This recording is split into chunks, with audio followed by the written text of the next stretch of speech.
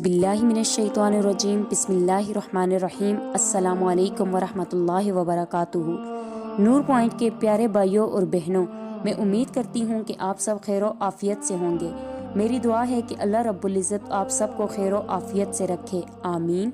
आमीन किराम। हमारा आज का मौजू है हमारे प्यारे पैगंबर हज़रत मोहम्मद सल्लल्लाहु अलैहि वसल्लम का बचपन। क्या आप सल्लल्लाहु अलैहि वसल्लम का बचपन भी आम बच्चों जैसा था? हज़रत हलीमा सादिया किस चीज़ के डर से आप सल्लल्लाहु अलैहि वसल्लम को वापस छोड़ गई? हज़रत मोहम्मद सल्लल्लाहु अलैहि वसल्लम के बचपन के बारे में आगाह करेंगे। आप सल्लल्लाहु अलैहि वसल्लम ने अपना बचपन माँ से दूर क्यों गुजारा? हज़रत हलीमा किस चीज़ से डर कर आपको वापस आपकी वालदा के पास ले आई? और आप सल्लल्लाहु अलैहि वसल्लम की वालदा का इंतकाल कब हुआ? और वालदा के इंतकाल के वक्त क्या आप वहाँ मौजूद थे या नहीं? उसके अलावा क्या आपका बचपन भी आम बच्चों जैसा गुजरा या बचपन से ही उनमें नबूवत की निशानियाँ मौजूद थी? ये सब कुछ अपनी आज की इस वीडियो में शेयर करेंगे। आप सल्लल्लाहु अलैहि वसल्लम के वालिद मुहतरम हज़रत अब्दुल्ला इब्न मुत्तलिब आपकी विलादत से 6 माह कबल वफ़ात पा चुके थे और आप सल्लल्लाहु अलैहि वसल्लम की परवरिश आपके दादा जान हज़रत अब्दुल मुत्तलिब ने की।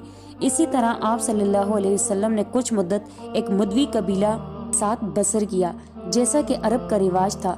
इसका मकसद ये था कि बच्चों को फसी अरबी ज़बान सिखाना और खुली आब हवा में सेहतमंद तरीके से परवरिश करना था। पैदाइश के बाद 4 रोज़ तक वालदा ने अपने बेटे को दूध पिलाया और फिर 6 दिन अबू लहब की लोंडी सोबिया ने दूध पिलाया।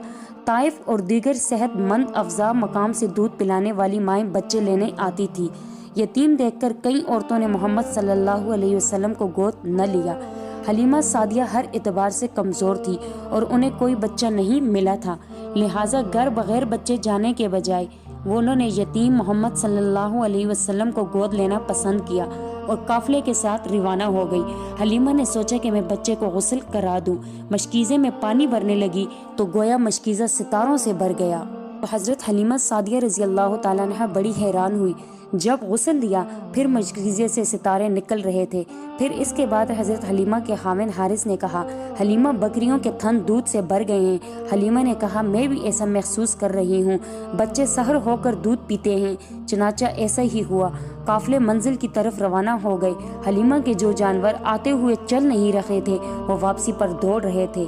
2 साल के बाद हज़रत हलीमा सादिया रज़ी अल्लाह ताला अन्हा हज़रत मोहम्मद सल्लल्लाहु अलैहि वसल्लम को लेकर उनकी वालदा के पास आई। उनकी वालदा ने यह कहकर उन्हें वापस कर दिया कि अभी अपने पास रखें, अच्छी आबो हवा में सेहत और अच्छी हो जाएगी।